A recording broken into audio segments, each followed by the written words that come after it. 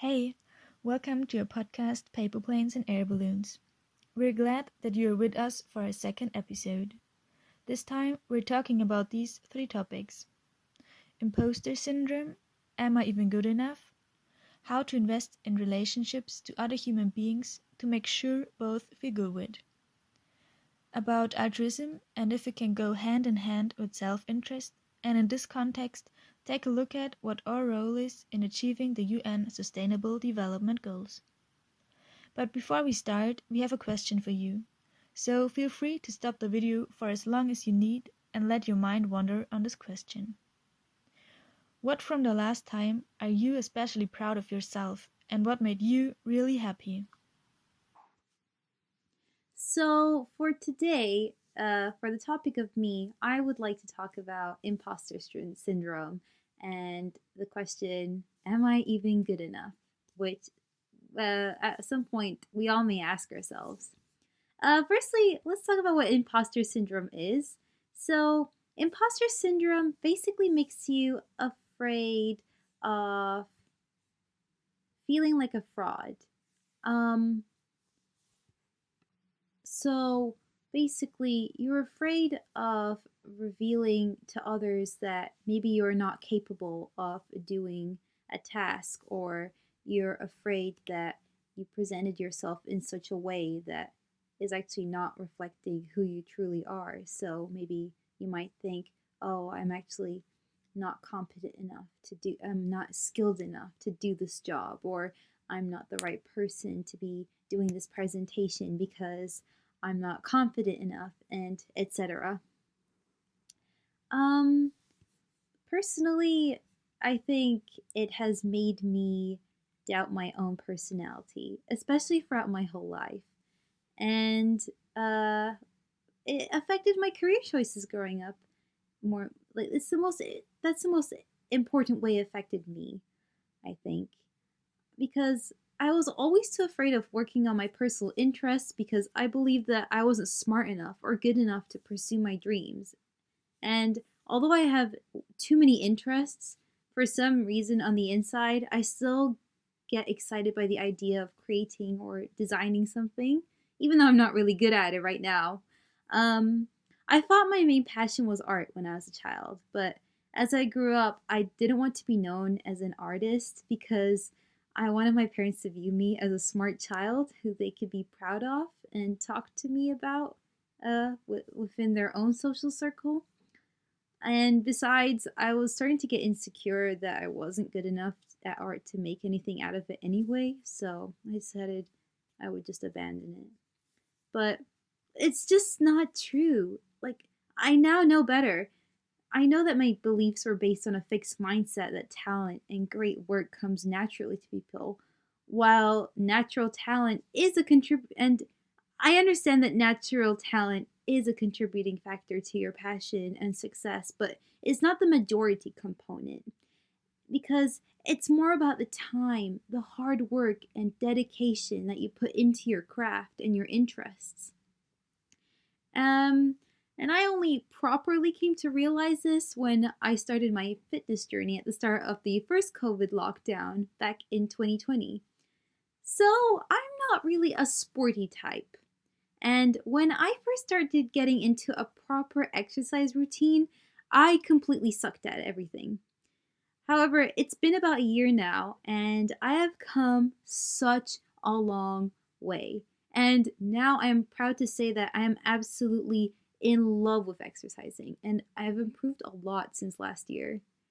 And if you had asked me a couple of years ago, I probably wouldn't have believed you that, and I probably wouldn't believe I could achieve any of this. Um, but I did, and I'm happy that I finally believe in the growth mindset, especially after years of knowing about it, but not actually embodying it, and acting upon it. But now I also can't help but feel sad because I didn't use this mindset when I was young. I mean, I could have taken a completely different path in life if I had adopted this mindset in my earlier years at school. And the only thing I can do now is pick up the courage and dare myself to try everything I want with the same approach I use for exercising by practicing consistently and constructively. Because practice does not make perfect, but perfect practice makes progress. You decide on who you are, not some inner bully thoughts that are not even from your own voice, because you're already good enough. I promise that. So I dare you to develop on the qualities that you internally identify with, because those are stronger than any other negative comment that imposter syndrome has to make. So now have a look at our youth topic for today. How to invest in relationships to other human beings to make sure both feel good with. Do you have people in your life that you're incredibly fond of and willing to give a lot to, but feel that the investment in the relationship is very one-sided, that it is often only you who takes the first step? I ask myself how to react in such a situation to make sure that both people, no matter what kind of relationship it is, are doing well and that the relationship can last in the long term. So that's what I found out till now. Be curious, ask questions, listen to the other person, and be present in the moments you have together. Be honest and communicate in a direct, open, as well as respectful and appreciative manner, so they both can learn and see what needs we have, what is important to us, what we value in the other person, also what bothers us and what expectations we have, and then incorporate this knowledge into our actions. This doesn't mean that every single action in our lives must be discussed endless, because this can lead to suffocating the love, the interest, the glow of the other person. But when it comes to topics that affect our fundamental views, values, interests, and life contents, it's better to approach the other person once too soon than too late, once too often than too little, and once too passionately rather than indifferently. So don't place your own needs in the second row or forget about them, not even if it is deeply fulfilling to be a giver in the first step. Because in the second step, a relationship will only be healthy in the long run if it is based on mutual investment, when the relationship is balanced, when the needs of both can be met by the other, and when our sense of self-worth is strong enough that we don't neglect our own needs. But what happens if, after all, the giver person's needs are still not fulfilled? If the other person cannot or does not want to invest more or give what the giver person expects and needs in a relationship? It's definitely not an easy situation, because feelings can't just be turned off when things get tough. From my point of view, there's no cure-all for this, because just as every person is unique, so are the connections between them. But nevertheless, I think it's important that we don't shift into attitude that condemns the other person or only sees the bad in them. So as a short conclusion, every day we invest time, effort, and money in things that we value. But are we setting the right priorities? And are we aware of the importance of real, deep human relationships for our lives? And further, are these the things we really value and are willing to actively invest in and take the first step in? Now we come on to the topic of society. And today we're talking about what are the desirable actions for a peaceful community, and what role do I ascribe to myself in a community for it to function and be peaceful. So, right at the bat, I think it's important to note that, we should have a collaborative society rather than a really competitive one. We need to work together basically and take care of the needs of others when fulfilling our own ones. So, what would this mean? It would mean, you know, less focus on your ego and yourself and your own needs, and more consideration for the needs and good of others. Um, and, I suppose in a way you could think about it, a way that you can think about it is that you need to be a little selfless. But recently, I was actually thinking, is this selfishness that we have inherently as human beings such a bad thing, though? Because, this is our life, this is your life, and you're living it for yourself.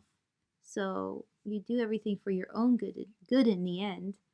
But I think it was a lecturer of mine that I talked to recently who told me about this concept. It's called enlightened egoism, and it basically describes all of this in a nice theoretical way, but it's basically when you do good for others and the planet because you're actually doing it for yourself, because at the end it will all affect you. And I had a professor when I was studying abroad, and he would always drill this into our heads at almost every lesson. He would say, you need to care about what's going on in the world because what happens elsewhere somehow does come back to bite you. Like it will affect your life in some way, but you just may not be aware of it.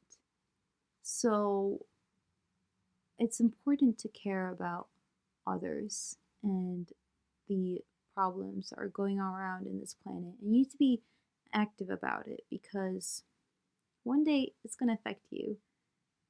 And, you know, we shouldn't take things for life and granted because you don't know the true value of something unless you lose it. I mean, think about COVID, what started off elsewhere, seemed so distant as a problem, but very quickly it spread it all over the world, and we were stripped away from what was our normal daily lives and what was the most basic of things like social interaction and going outside. So that's something to think on for you. Also, more on the concept of cooperation instead of competing. I was watching this YouTuber. I watched this YouTuber, Amy Lee, and I remember she said uh, to adopt this mindset. It basically says success is not a zero sum game. So, in a zero sum game, there can only be one winner. But it doesn't have to be that way. There's plenty of success for all of us to have in this world. And that's why it's important to actually try to work together because we can actually achieve a lot more by working together rather than against each other. And I, but I also need to say that, friendly competition is important because it does drive us to strive for better and work and think about things more creatively. So it's just important to not have such a monopolistic outlook on things. If you are feeling a little lost on what you should be doing to help society, I would like to suggest that you can check out the United Nations 17 Sustainable Development Goals. So these are 17 goals that are based on sustainable development, and they cover a wide range of societal and global issues. Um, so yeah, I don't want to go into too much detail because it would take a very long time. So we'll leave a link in the description box below for you to check out, and you can decide on. Um, you can read up upon them and act upon the ones that feel close to you and the ones that you feel the most passionate about. And I know that these are global goals, but try to think of acting upon them with a place-based approach. So what this means is how does this goal affect you in your local community? And try and find a way to try and help the United Nations achieve that goal by doing the necessary actions in your local community. and try and get others to be involved too, Try and make this fun at the same time. And I think this will start the this can be the start of the necessary cultural shift and hopefully system change that's going to make the world a better place by the future.